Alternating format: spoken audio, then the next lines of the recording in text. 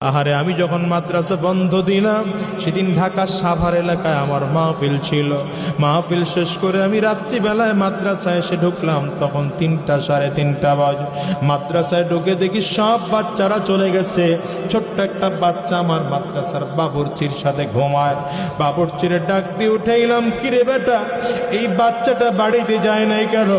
বাবুর্চি আবার দিকে তাকায় কান্না করে আর বলে, হুজুর আমি জানি না, আপনি ওরে ঘুম থেকে উঠে জিজ্ঞাসা কর। আমি বাচ্চাটারে ঘুম থেকে উঠে গেলাম, কিরে বাবা বল, কেন তুই বাড়িতে যাস না?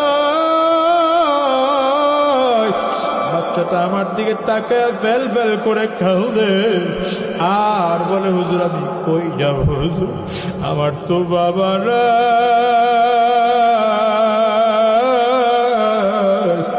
হুজুর আমার মা থাইকা আজকে নাই, আমি কার কাছে যাব? বাড়িতে যাব না।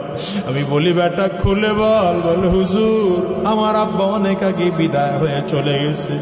বাবা বিদায় নেওয়ার পরে মা আবার আরেক জায়গায় বিয়ে বসছে।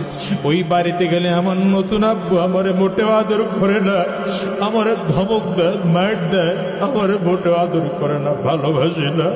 আমি কিছু খাইতে চাইলে খাইতেও দেয় না। আমি আর বাড়িতে যাব না, বাড়িতে যাব না।